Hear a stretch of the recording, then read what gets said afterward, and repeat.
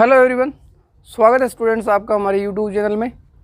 तो next question students हमारा रहेगा W1 प्लस W2 से रिलेटेड। ठीक है, डायमेंशन निकालनी है हमें W1 प्लस W2 की। गेट 2018 में सब्जेक्ट टाइप पूछा हुआ क्वेश्चन है। तो ये मैंने पहले बताया था आपको कि जो W1 प्लस W2 है, तो साथ साथ में ये आपको पता होना चाहिए, रिवाइज करते रहा करो। ये क्या होता है, स्पेनिंग सेट होता है W1 plus W1 union W2 से, और सबसे स्मॉलेस्ट सब स्पेस होता है V के लिए, जिसकी ये सब स्पेसिस है जो W1 और W2 को कंटेन करती है। ठीक है, ये बात ध्यान रखनी है आपने। तो यहाँ पे W1 के बारे में बताया हुआ है, W2 के बारे में बताया हुआ है, यानी कि हमारे पास फॉर्मूला होता है W1 प्लस W2 की डिमेंशन का, W1 plus W2 minus intersection. ठीक है, दोनों के इंटरसेक्शन की जो डिमेंशन आएगी उसको अगर आप सब्ट्रैक्ट कर देते हो तो वो क्या हो जाएगा, डिमेंशन आ जाएगी W1 प्लस W2 की। ठीक है, अब हम क्या करते हैं, W1 में आप देख सकते हो 3 डायमेंशनल स्पेस की सब स्पेस बनाई हुई है। एक कंडीशन दे दी, तो अकेली कंडीशन तो इंडिपेंडेंट होगी, तो यहाँ से आप जस्ट क्या कर सकते हो, एक वेरिएबल को डिपेंड करवा सकते हो दूसरे पे, जैसे यहाँ पे x1 को इनकी फॉर्म में दिया हुआ है। ठीक है जी, तो यहाँ से अगर मैं इसको लिखने की कोशिश करूँ कि जो 3 एलिमेंट है, आप x1 को लिखोगे x2 प्लस 2x3, x2 को x2 रहने दो और x3 को x3 रहने दो। यहाँ से आप इसको लिख सकते हो, x2 जब लोगे तो 1 ये 0 का काम करेगा, 1 ये 0। ठीक है, प्लस जब आप x3 करोगे तो यहाँ 2 आएगा कोफिशिएंट, यहाँ 0 आ जाएगा, यहाँ 1 आ जाएगा, यानी कि जो 1 1 0 और 2 0 1 ये उस केस में क्या हो जाती है स्टूडेंट्स, बेसिस हो सकती है। मैं पहले ही बता रहा हूँ आपको। तो आपने यहाँ क्या कर ली, W1 की बेसिस के बारे में पता लगा दिया, और ये 2 इंडिपेंडेंट है, तो यहाँ से आप बोल सकते हो कि जो W1 की डिमेंशन है, वैसे भी आप देख सकते थे 3 डायमेंशनल सब स्पेस थी ये, उसमें से एक कंडीशन आ गई, तो 3 में से एक लीनियर इंडिपेंडेंट कंडीशन जाएगी, जिसकी डिमेंशन कितनी होगी, 2। सेम आप यहाँ देख सकते हो कि एक लीनियर इंडिपेंडेंट कंडीशन आपको दी हुई है और 3 डायमेंशनल सब स्पेस है, तो आप क्या करोगे, 3 - 1 2 इसकी होगी। अब इसकी भी हम बेसिस निकाल सकते हैं। ठीक है, इसमें आप x1 को क्या लिखोगे, 3x2 प्लस 2x3 ये लिखोगे। ठीक है, और x2 को x2 रहने दो, x3 को x3 रहने दो, विच इम्प्लाइज दैट अब आप x2 कॉमन लोगे तो इससे आएगा 3, यहाँ से 1, यहाँ से 0, प्लस x3 को कॉमन लोगे तो यहाँ से 2, x2 की जगह 0 और x3 की जगह 1। तो आप देख सकते हो, ठीक है, कि 3 1 0 2 0 1 ये इसकी बेसिस बन जाएंगी। 2 बेसिस यहाँ से मिल गई, 2 इसके लिए बन गई। तो यहाँ से आपको पता चल गया कि जो W1 की डिमेंशन है वो क्या है और W2 की डिमेंशन है वो क्या है। ठीक है, अब अगर आपको पता चल जाए W1 इंटरसेक्शन W2 की डिमेंशन, तो आपके पास जो चाहिए वो आ जाएगा, W1 प्लस W2 की डिमेंशन आ जाएगी। ठीक है, ये 2 चीज़ें हमें पता चल चुकी हैं, इसकी डिमेंशन 2 है, इसकी डिमेंशन 2 है, माइनस अब इंटरसेक्शन की बात करेंगे। इंटरसेक्शन में क्या करते हैं, दोनों को इकट्ठे उठा लेते हैं। यहाँ मैंने बताया था कि 2 कंडीशन उनको इक्वल लिख दो। ठीक है, इसको देखोगे तो ये क्या लिखा हुआ है, अगर इसको ध्यान से देखोगे, अगर इस साइड लेफ्ट साइड लेके आओगे तो x1 minus x2 minus 2x3 is equal to 0। इसको करोगे ये भी 0 है, इंटरसेक्शन की बात कर रहे हैं, दोनों को इक्वल रख दो। तो यहाँ से x1 minus 3x2 minus 2x3, 2x3 से 2x3 कैंसिल, x1 से x1 कैंसिल, यानी कि ये इस साइड लेके आओगे 2x2 इज इक्वल टू 0, यानी कि x2 इज इक्वल टू 0 आ गया। जब ये हमने मिक्सचर में चाहे इक्वल रखा चाहे इन दोनों की कंडीशन का, इंटरसेक्शन में क्या होगा, ये कंडीशन भी आएगी, ये कंडीशन भी आएगी। तो x2 0 हो गया, x2 0 होने के बाद यहाँ पुट करोगे तो which implies that x1 is equal to 2x3, यानी कि इंटरसेक्शन में जब आपने ये कंडीशन लगाई, दोनों की दोनों यूज़ की, तो वहाँ से आपको पता चला जी कि x1 है उसकी जगह तो 2x3 आएगा, x2 इसमें ऑलवेज 0 हो जाएगा, x3 की जगह x3 आने दो। तो यहाँ से इसका पता चला कि इसको बनाने के लिए एक ही वेरिएबल लग रहा है, कौन सा, x3, और उसके लिए बेसिस क्या हो जाएगी 2 0 1, यानी कि इंटरसेक्शन के अंदर बेसिस एलिमेंट एक आ रहा है, एक ही वेरिएबल चाहिए इस सब स्पेस को बनाने के लिए आफ्टर यूजिंग दीज 2 कंडीशन। ठीक है, तो यहाँ से हमें इंटरसेक्शन की कंडीशन कितनी मिलेगी 1, तो 2 + 2 4 - 1 3। एक तो हो गया मेथड अब आपके लिए ये, ठीक है, कि हमारे पास W1 + W2 की डिमेंशन का पता चल गया कि इसका आंसर कितना आ जाएगा स्टूडेंट 3 आ जाएगा, ठीक है। दूसरा मेथड कर लेते हैं। अब देखो, अगर आपको डायरेक्ट पता चल जाए कि जो बेसिस ले रहे हैं कि जो W1 की बेसिस आ रही हैं, W2 की बेसिस आ रही हैं, जो W1 + W2 होता है वो क्या होगा, एक ऐसा स्मॉलेस्ट सबस्पेस होता है जो W1 को भी कंटेन करेगा, W2 को भी कंटेन करेगा। जब आपको बेसिस के बारे में पता चल जाए और आप डायरेक्ट W1 + W2 की डिमेंशन निकालना चाहते हो तो हम कैसे करेंगे, हम क्या करते हैं, एक मैट्रिक्स फॉर्म करेंगे, ठीक है। इसमें हम क्या करते हैं, एक मैट्रिक्स फॉर्म करते हैं जिसमें हम जो आपका W1 है ये आप शॉर्टकट लगा सकते हो 1 1 0, ये 2 0 1, 3 1 0 और 2 0 1। अब आपको डायरेक्ट पता ही चल रहा होगा कि ये तो डिपेंड कर ही रहे ना एक दूसरे के ऊपर, सेम है, तो आप इसको क्या कर दो 0 0 कर दो, ठीक है। यानी कि जब आपने इन दोनों की W1 की डिमेंशन और बेसिस और W2 की डिमेंशन के बारे में पता चल गया, बेसिस के बारे में चल गया, तो उसको करो एक मैट्रिक्स में इकट्ठा। मैट्रिक्स में इकट्ठा करने के बाद उसको बनाना होता है रो इक्विवेलेंट फॉर्म में, ठीक है। अब आगे इसको करके देख सकते हो आप, आगे इसको इक्विवेलेंट फॉर्म में लिखोगे तो 1 1 0, यहाँ 2 से मल्टीप्लाई 0, ये -2 आ जाएगा, ये 1 रहेगा। इसी तरह से 3 - 3 0 एंड 1 - 3 - 2 एंड 0। तब आप देख सकते हो। फिर इसको आगे कर दो, रो इक्विवेलेंट फॉर्म का मतलब नीचे जीरो की संख्या बढ़ती रहे और डायगोनल में नॉन जीरो एलिमेंट बनाने हैं। फिर इसको हम लिख सकते हैं 1 1 0 0 -2 1, ऐड कर दो इसको और इसको, तो 0 एंड 1। अब आप देख सकते हो कि ये रो इक्विवेलेंट फॉर्म में बन चुकी है। यहाँ पे 0 1 आ रहा है, 2 आ रहा है, बढ़ते जा रहा है, यानी कि और नीचे वाला 0 0 पड़ा ही है। तो यानी कि अब इसके अंदर जो नॉन जीरो आपकी रो इक्विवेलेंट फॉर्म में कन्वर्ट होने के बाद में जो आपकी नॉन जीरो रोज बच जाती हैं, उन्हीं को हम ट्रीट कर सकते हैं as a basis of W1 + W2। तो आप देख सकते हो यहाँ पे नॉन जीरो रोज कितनी है 3 हैं। तो यहाँ से आपको पता चल गया कि जो W1 + W2 आएगा उसके अंदर बेसिस की जो डायमेंशन होगी वो कितनी होगी 3 होंगी, और ये आपकी बेसिस हो जाएंगी।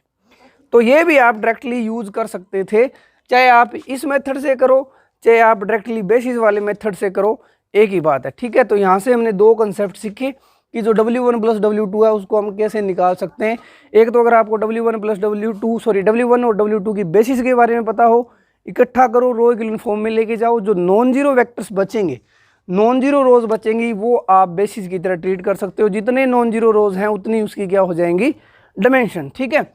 या फिर ये फॉर्मूला तो हमारे पास है ही, W1 + W1 इंटरसेक्शन W2 दोनों को इकट्ठा करके आप जितने वेरिएबल्स को डिपेंड करवा सकते हो। जैसे कि यहाँ से हमें पता चला x2 0 आया और x1 x3 पे डिपेंड कर गया, वहाँ से हमें देखना है कि कितने इंडिपेंडेंट वेरिएबल बच गए, उसी के अकॉर्डिंग हम डायमेंशन सेट कर लेते हैं, ठीक है। अब चलते हैं नेक्स्ट क्वेश्चन पे। तो फर्स्ट क्वेश्चन हमारा हो गया स्टूडेंट्स, तो इसका आंसर आया था हमारा 3, ठीक है। अब बात करते हैं सेकेंड क्वेश्चन की। तो सेम इसी तरह से क्वेश्चन पूछा हुआ है, इसमें देखो कितने कंसेप्ट आ गए। W1 की डायमेंशन के बारे में बात कर रहा है, ये CSIR नेट में पूछा हुआ क्वेश्चन, आई थिंक 2018 में। ये W2 की डायमेंशन के बारे में, इंटरसेक्शन के बारे में, और ये सब कुछ पूछ लिया, ठीक है। तो ये काफ़ी, इससे आपको काफ़ी कुछ सीखने को मिलेगा। तो यहाँ पे आपको क्या दिया हुआ है, W1 सब स्पेस दी हुई है, R4 में से ली जा रही है, यानी कि सब स्पेसिस आपको 4 डायमेंशंस में से कुछ रिस्ट्रिक्शन लगा के 4 में से सब्ट्रैक्ट करोगे। क्या इंडिपेंडेंट कंडीशन कि आपको जो कंडीशन दी है उनमें इंडिपेंडेंट कितनी है, ठीक है। अगर एक कंडीशन दी हो तो अकेला नॉन जीरो एलिमेंट तो क्या होता है स्टूडेंट्स, इंडिपेंडेंट ही होता है। लेकिन ऐसा आ जाए तो हम चेक करेंगे। चेक कैसे करते हैं, वही काम, इन सब कंडीशंस को क्या रखते हैं, हम एक रो में लिख लेते हैं जैसे यहाँ पे। लेकिन ये ध्यान रखना है U V W आ रहे हैं, इसी के अकॉर्डिंग सेट करने हैं, हम इनके कोफिशिएंट्स लेते हैं और इनका ऑर्डर यही रहेगा जो हमें सब स्पेस के अंदर दिया हो। जैसे कि यहाँ पे U का 1 है, V का 1 है, W का 1 है। अब इसमें X नहीं आ रहा, X 4th प्लेस पे था, तो यहाँ पे 0 आ जाएगा। ये आपने ध्यान रखना है, ऑर्डर वाइज ही लिखना है। अब आप देखो फर्स्ट ऑर्डर पे U था तो U नहीं है 0, V आ रहा है 2 आ रहा है, W नहीं आ रहा, X आ रहा है 1, ठीक है। इस तरह से फिर इसी तरह से u की जगह आया, v की जगह कुछ नहीं है, w की जगह 2 है और x की जगह -1 है। फिर इसको हम करते हैं रो इक्विवेलेंट फॉर्म में कन्वर्ट। तो रो इक्विवेलेंट फॉर्म में ये 1 1 1 0 0 2 0 1, इसको 2 से मल्टीप्लाई करके इसमें सब्ट्रैक्ट करोगे तो 0 आएगा, -2 आ जाएगा, ये 0 आ जाएगा, ये -1 ही रहने वाला है। ठीक है, अब इसको ऐड कर दो, R3 और R2 को ऐड करोगे तो आई थिंक 1 1 1 0 0 2 0 1, इनको ऐड करोगे तो 0 0 0 0 बन गया। तो यहाँ पे नॉन जीरो, एक रो इक्विवेलेंट फॉर्म में आने के बाद जो नॉन जीरो रोज बचेंगी वो आपकी क्या हो जाएंगी, इंडिपेंडेंट कंडीशन। जितनी बची नॉन जीरो उतनी ही इसमें से लीनियर इंडिपेंडेंट कंडीशन थी, एक जीरो बन गई, यानी कि वो इन्हीं के ऊपर डिपेंड कर रही थी। यानी कि हमें कंडीशंस तो 3 दी हुई है लेकिन हमारे काम की कितनी है, 2 ही हैं। तो 4 - 2 = 2 आंसर आएगा किसका, W1 की डायमेंशन का, ये ध्यान रखना है। तो कहाँ पे ये दिया हुआ है कि W1 की डायमेंशन 1 आएगी, नहीं जी 2 आएगी। ठीक है, तो एक ऑप्शन तो आपका नेगलेक्ट हो गया वैसे ही। ठीक है, अब बात कर लेते हैं इसकी, तो यहीं पे हम कन्वर्ट करेंगे। तो ये ध्यान रखना है, डायमेंशन निकालने के लिए जब कंडीशंस को चेक करने का तरीका है कि इनमें से इंडिपेंडेंट है या डिपेंडेंट है। ये बेसिस वाला फैक्टर नहीं है, कहीं इसी को उठाओ, इसको इकट्ठा उठा लो, जैसे कि W1 + W2 के बारे में पूछा है तो इसको इकट्ठा ही उठा लो, इसको इकट्ठा उठा लो, वो आप उसमें कर सकते हो W1 + W2 में। ठीक है, इकट्ठा उठाओगे तो इकट्ठी जो कंडीशन है उसमें से जो बचेगा वो काम आपका चल जाएगा। ठीक है, अब बात करते हैं इसके लिए। तो यहाँ पे देखोगे तो ये आया 1 एंड 0 1 1, इसमें आया 1 0 1 -2 और इसमें है 0 1 0 -1। ठीक है जी, कोई गलती हुई तो चेक कर सकते हो आप। फिर आएगा 1 0 1 1 एंड अब इसमें से सब्ट्रैक्ट करोगे तो 0 0 0 एंड -3, ये -3 हो गया। ठीक है, इसको रखो आप 0 1 एज इट इज रखो, इसको -1। ठीक है, ऐसे रख सकते हो आप। फिर इसको नीचे ले आओ, यानी 1 0 1 1, ताकि हमें थोड़ा सा चेक करने में इजी हो जाए। ये है अब आई थिंक ये इसको आगे आप और नहीं कर पाओगे। ठीक है, यहाँ कुछ कर सकते हैं तो आप देख सकते हो, लेकिन मेरे हिसाब से तो जीरो इक्विवेलेंट फॉर्म में चला गया, जीरोज़ की संख्या बढ़ रही है। ठीक है, तो ये कितनी बच गई, 3 बच गई इसमें, कि 3 कंडीशन थी, तीनों की तीनों इंडिपेंडेंट है। तो इसकी डायमेंशन क्या आनी चाहिए, 4 - 3 = 1। तो W2 की डायमेंशन भी पता चल गई कि 1 आएगी, ये क्या बोल रहा है 2 आएगी, रॉन्ग हो गया। ठीक है जी, अब इंटरसेक्शन में देखो, जब हम इंटरसेक्शन में बात करते हैं तो मैंने बताया था कि जो दोनों के अंदर जो कंडीशंस दी हुई है उनको हम क्या करते हैं, यूज़ करते हैं। चाहे इसमें दे रखी हो, हेल्प से हम क्या कर देते हैं, वेरिएबल्स को चेक करते हैं कि कौन कौन से वेरिएबल्स बचेंगे आफ्टर दिस।